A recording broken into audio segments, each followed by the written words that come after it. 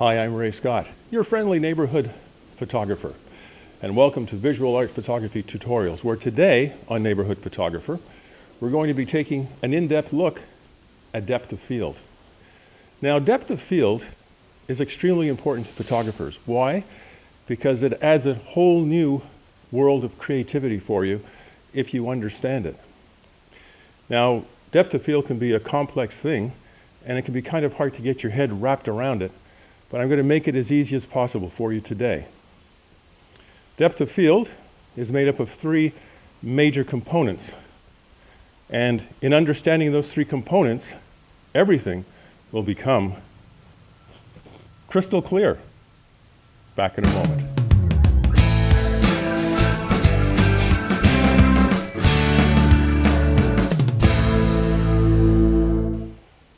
Okay, so before we get started, I'd like to thank all of you who have subscribed to the channel.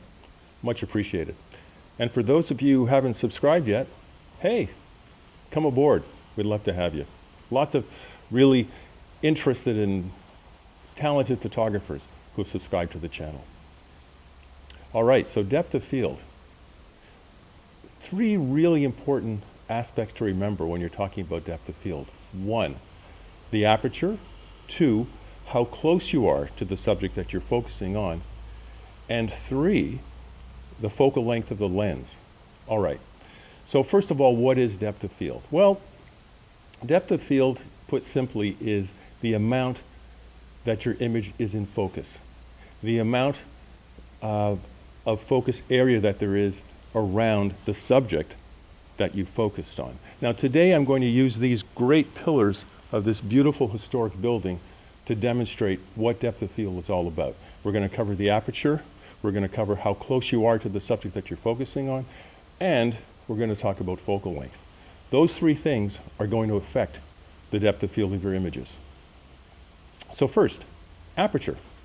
If you're using a wide open aperture, and if you aren't really too versed in what aperture is all about, I have a really good video on shutter speed, aperture, and ISO basics, which you can go and take a look at before you even come into this one if you're not too sure about what aperture is. And you can see the banner up there. You can click on that and go straight to the video. Okay, so aperture.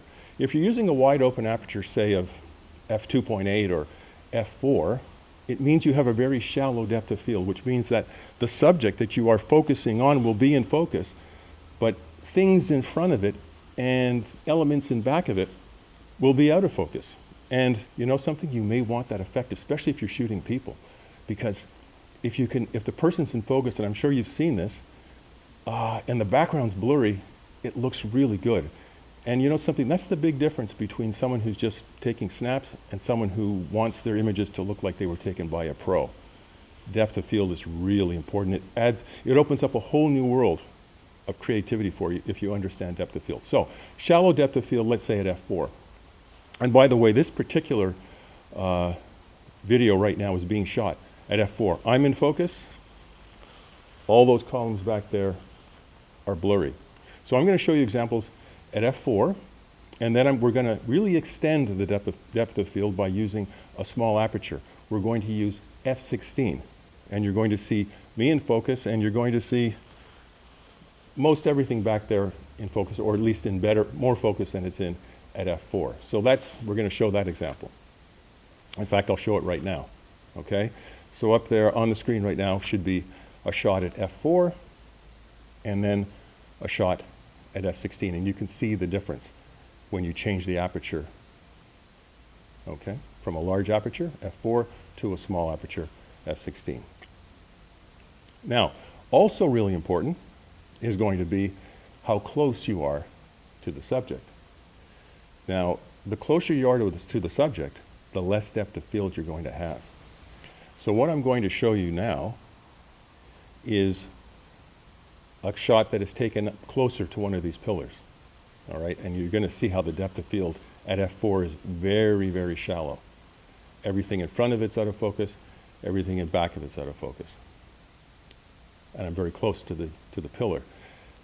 Now on this next shot, I'm still very close to the pillar, but I've stopped down the aperture to f16. So while things are still not perfect, in terms of being in focus, things are a lot more clear.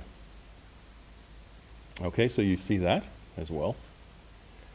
And also, we're going to take a look at the focal length of your lens. Now, the wider the angle, obviously the more scene you're going to be taking in, but also the depth of field gets increased. So if you're using, say, a wide angle of 24 millimeters, which I'm using right now, you're seeing this on the screen, 24 millimeters, you're seeing a whole lot more of what I'm shooting. And even at f4, most everything seems to be pretty clear. Now we'll change it to f16 at 24 millimeters, and everything is tack sharp. All right? And just for one last thing, I'm going to go back to the first thing we were talking about, which was aperture. And I'm going to come up to one of these pillars again, okay, at the aperture.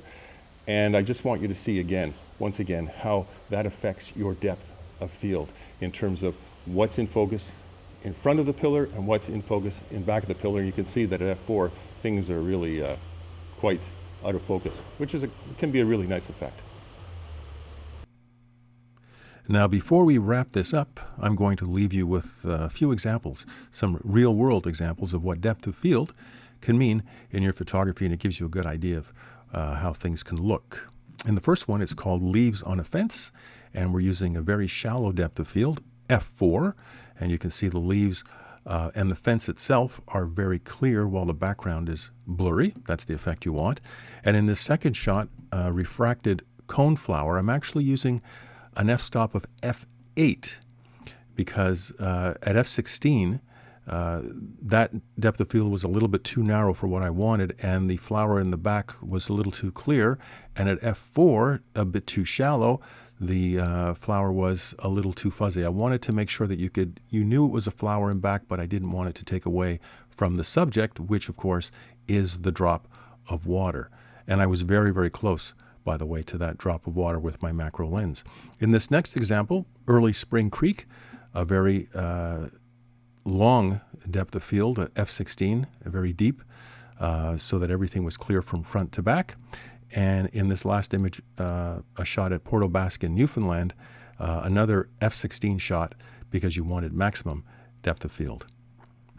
Okay, until next time, I'm Ray Scott. And remember, it's not what you see, it's how you see it. And I'll see you soon.